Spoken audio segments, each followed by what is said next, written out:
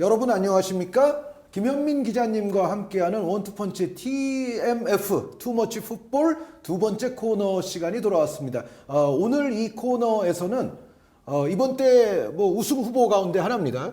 뭐 아시안컵 할 때 호주가 AFC로 들어온 이상 호주를 우승 후보에서 제외할 수는 없을 겁니다. 네. 물론 옛날만큼 정말 2000년대 초중반만큼 번쩍번쩍한 멤버와는 지금의 호주는 거리가 멀지만 그렇죠. 그럼에도 불구하고 어쨌든 이번 대회에서도 호주는 끈끈한 모습을 보여주면서 지금 인도네시아를 대파하고 이미 이제 8강까지 올랐어요. 네. 예, 그래서 이 호주 대표팀에 관한 분석도 이 김현민 기자님의 또 아주 명쾌한 정말 세밀한 스탯들과 함께 살펴보는 시간을 갖도록 하겠습니다.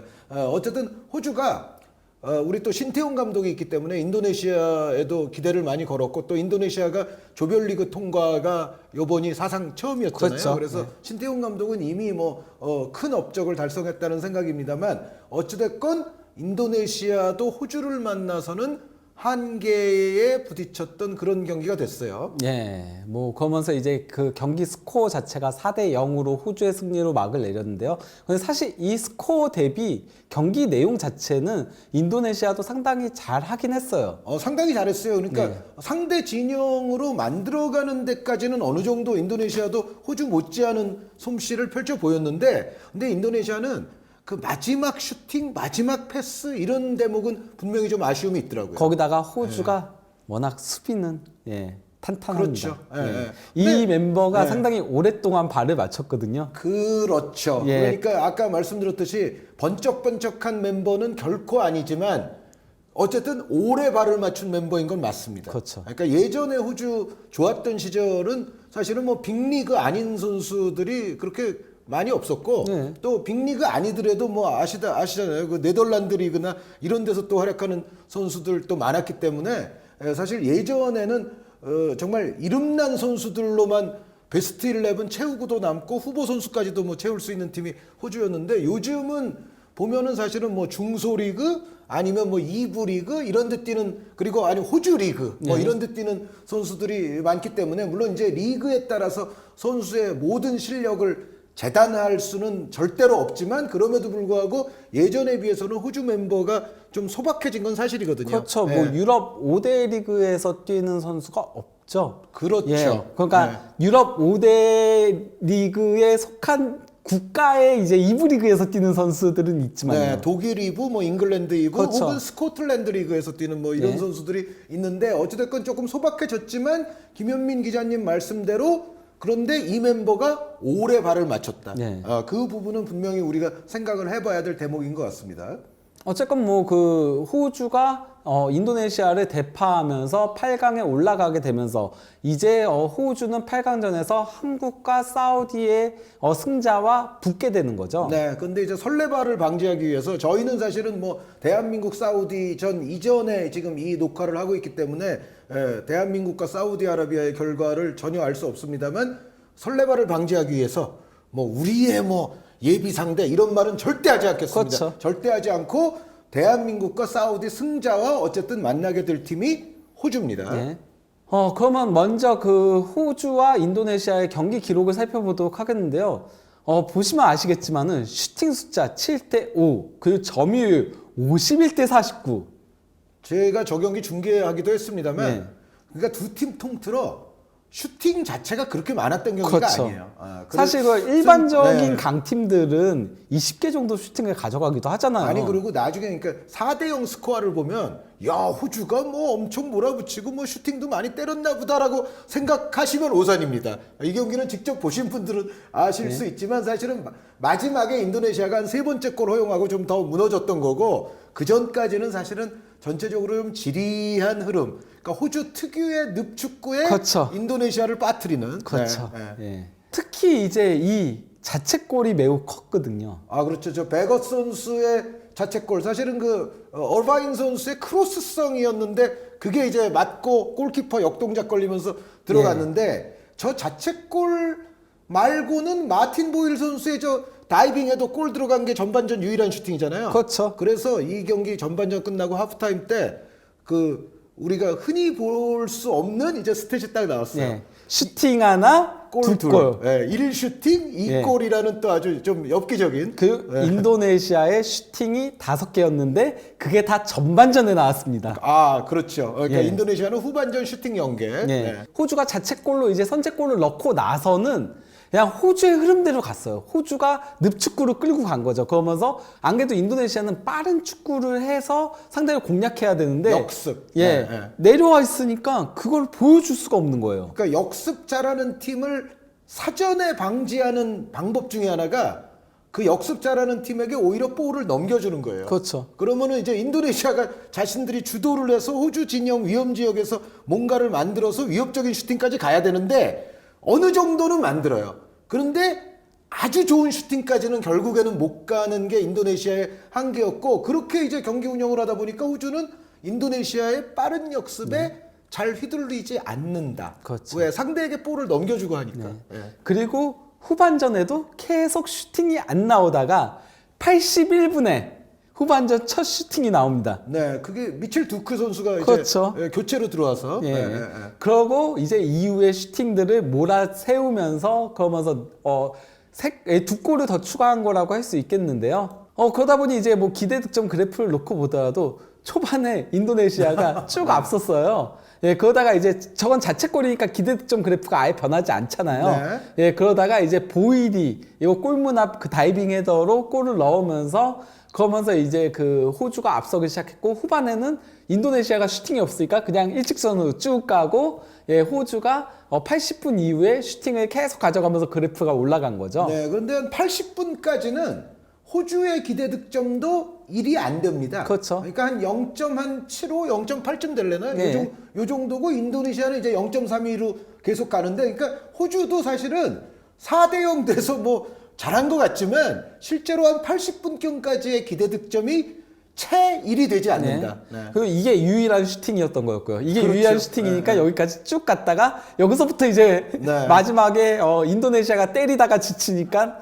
그때 이제 폭격한 거죠, 저 막판에. 때는 약간 이제 인도네시아는 좀 포기 단계에 가까운 상황에서 호주의 다득점이 나왔어요. 그리고 이제 공격 위협도 그래프를 놓고 보더라도 전반전은 도리어 인도네시아가 주도를 했습니다. 인도네시아가 뭐 판정승했다고 해도 과언이 아니네요. 그렇죠. 딱 이 골 넣었을 때 제외하고는 호주는 전반전에 거의 공격을 하지 않았었거든요. 이것도 자책골이니까 공격하지 않았을 때 나왔던 거였었고, 예, 그러다가 후반전 들어서는 호주가 공격 위협을 계속했죠. 근데 호주가 슈팅을 안 가져가면서 그냥 최대한 공격만 하는 형태로 예, 끌고 가다가 이제 막판에 여기서 싹 몰아세운 거죠. 네. 예.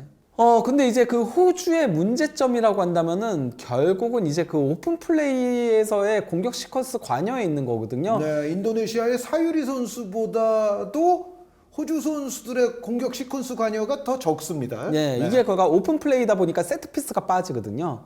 그러니까 호주는 세트피스에서 두 골이 또 나온 거잖아요. 그렇죠, 그렇죠. 예, 그러다 보니 호주의 공격이 제대로 나오지 않은 데다가 그마저도 공격수가 거의 없다. 네. 최전방 공격수는 없고, 그리고 또 이제 보일은 측면 공격수고, 그리고 뭐 에킨스는 측면 공격수, 측면 수비수고, 네. 그리고 어바인은 중앙 미드필더, 그리고 스타르는 센터백, 베이치도 측면 수비수. 네. 이렇게 되는 거죠. 그나마도 에킨슨 선수는 이제 교체로 들어온 선수. 네. 네.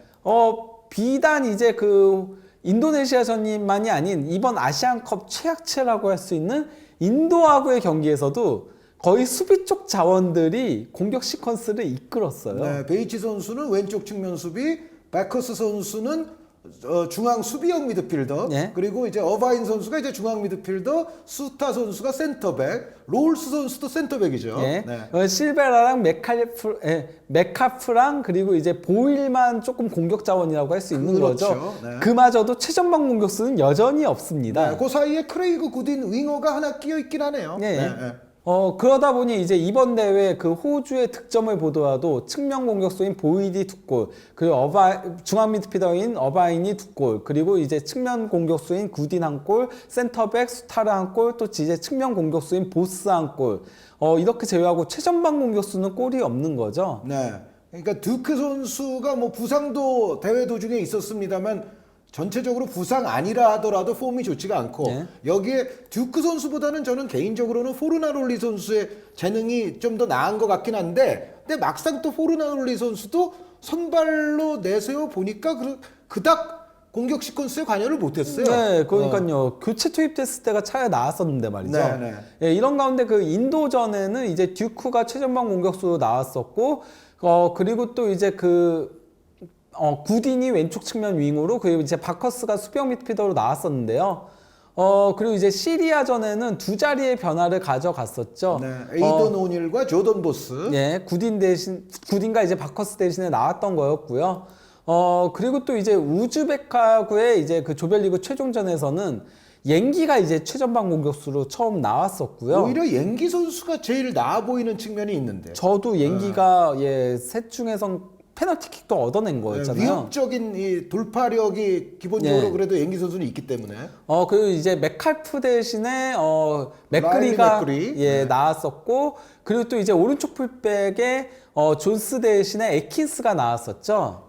그리고 이번 인도네시아전에는 최전방 공격수에 포르날룰리가 나왔고, 오른쪽 풀백에는 존스가 다시 이제 선발 출전했는데 부상으로 빠졌던 거였는데요. 네.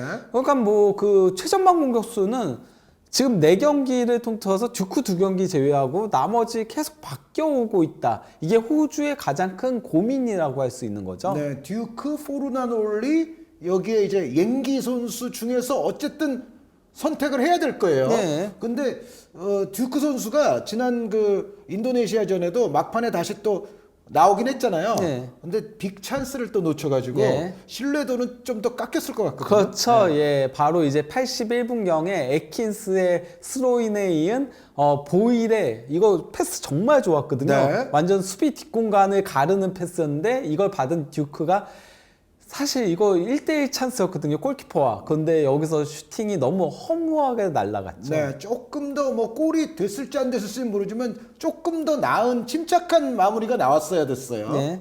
그리고 또 이제 호주의 또 다른 문제점은 바로 이제 창의성이 결여되어 있다라는 거거든요. 그러니까 조금은 창의적인 공격형 미드필더가 있어야 되는데, 이 부분도 상당히 안 좋다 보니까 뭐 맥칼프라던가 맥그리라던가 이런 선수들을 돌아가면서 활용을 하고 있는 건데요. 이게 그 인도네시아전인데 공격 진영으로의 패스가 총 47회를 시도해서 25회밖에 성공하지 못했어요. 네, 근데 지금 멤버를 보더라도 호주는 창의적인 미드필더는 없어요. 그렇죠. 네, 네, 예. 네. 그러니까 어바인 선수도 물론 이제 박스 타격이나 이런 데는 상당히 능한 예. 선수긴 하고 뭐 활동 범위도 넓은 선수입니다만 어바인 선수도 그렇다고 해서 창의적인 유형은 아니고요. 네. 여기에 뭐 맥카프, 뭐 라일리 맥그리 이 선수들도 그렇게까지 창의적인 유형이 아니기 때문에 어떻게 구성해도 중원의 창의성은 제 생각에는 호주는 살리기 어렵다. 네. 네.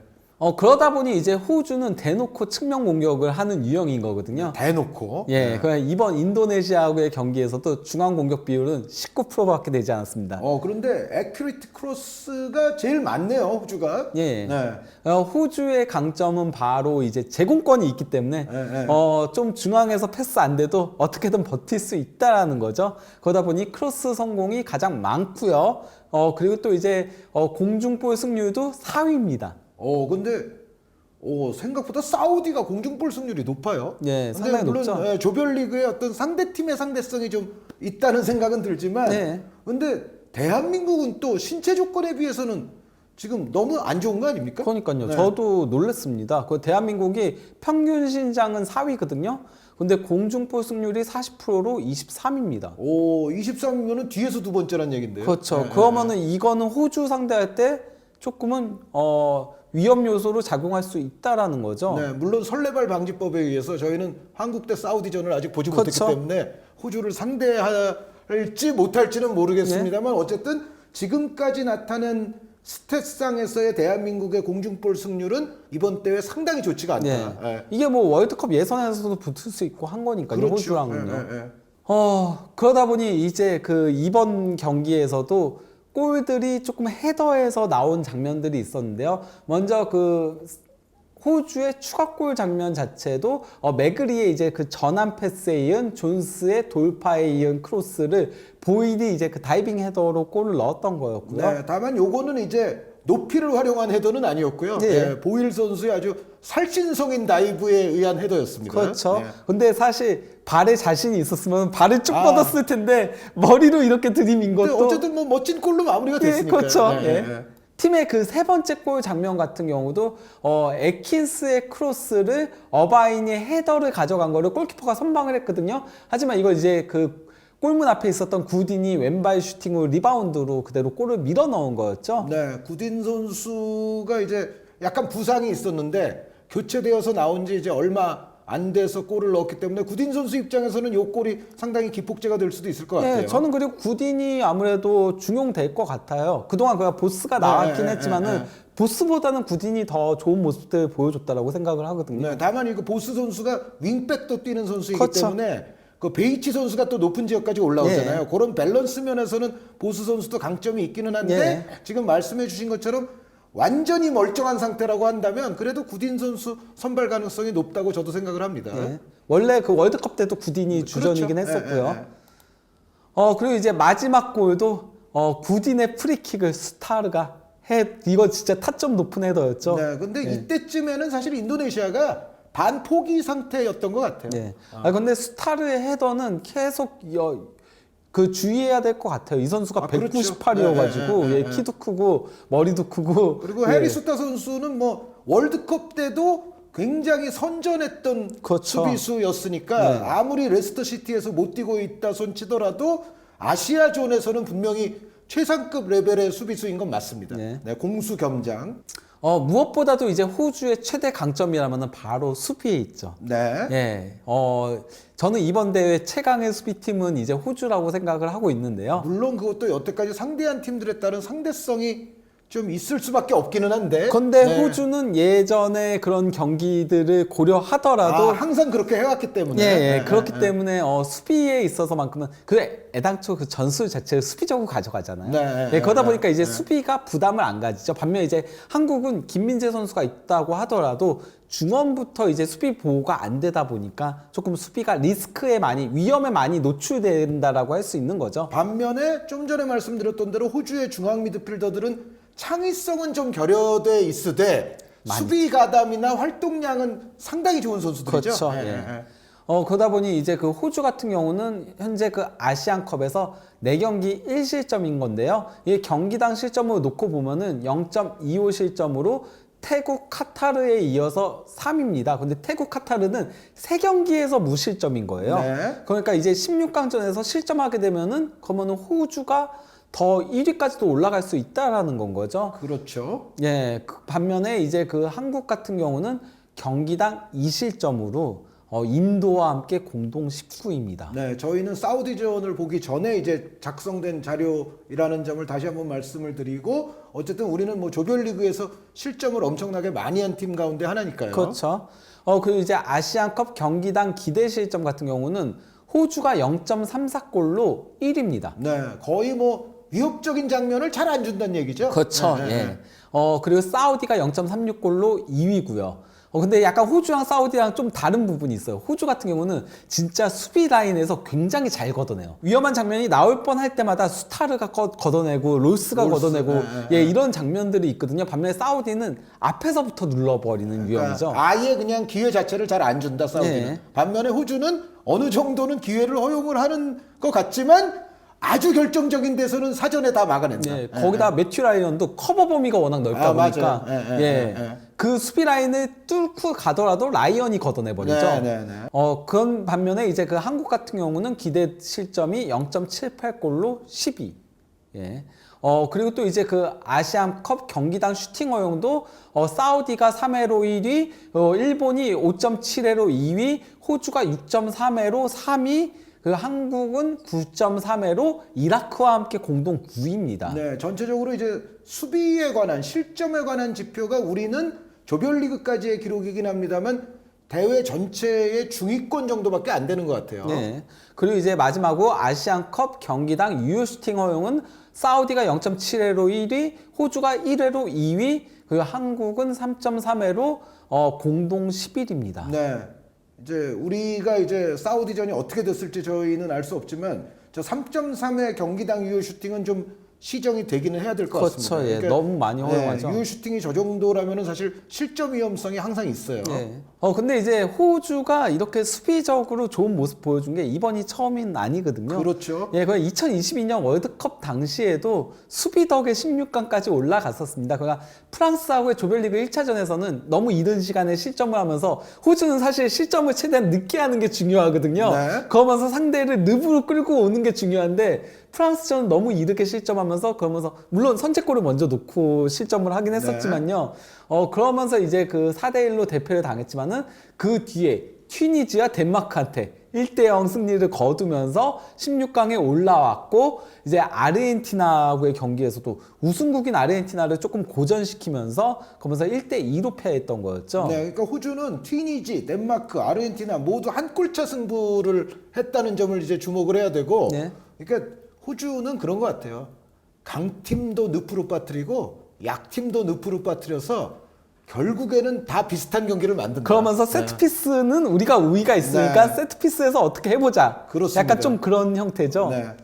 그리고 이제 월드컵 이후의 성적을 놓고 보면은 월드컵 끝나고 나서 한동안은 조금 안 좋긴 했어요. 하지만은 이제 잉글랜드전에 0대1로 패한 이후에는 8경기에서 패배가 없고요. 또 이제 잉글랜드전 패배도 0대1로 패한 거고요. 그러고 나서 계속 무실점이 이어져 오면서 6연승을 달리다가 우즈베키스탄과 1대1 무승부. 근데 이건 조별리그 3차전이어가지고 조금 의미가 덜했죠. 좀 그래서 집중도도 떨어졌었고 그리고 인도네시아한테 4대0 승리를 거둔 거죠. 네, 저 우즈베키스탄전 실점과 잉글랜드전 실점 사이의 저 시간이 호주 역사상 최장시간 또 무실점. 예, 네, 그렇죠. A매치 그 기록도 요번에 수립을 했고 전체적으로 그러니까 9경기죠. 최근 9경기에서 잉글랜드 우즈벡에게 2실점밖에 없다는 거. 네. 네. 이거는 그러면 경기당 0.2골 실점한 거죠. 그렇죠. 그건 네. 정말 짠물 수비인 거를 확실하게 보여주고 있다라고 할 수 네. 있겠습니다. 그것도 이제 상대한 팀들을 보면 아까도 말씀드렸지만 강팀을 상대로도 그냥 대충 비슷하고 약팀을 상대로도 대충 비슷하고 예. 물론 저 방글라데시 7대0 조 경기는 조금 다르긴 합니다만 예. 전체적으로는 강팀이든 약팀이든 동일하게 호주의 늪으로 빠뜨리는 데는 일가견이 있는 팀이에요. 그리고 방글라데시 인도네시아한테 대량 득점을 했다는 거는 높이에서 찍어 눌렀다라는 얘기가 되는 그렇게 거기도 하고요. 봐야죠. 네.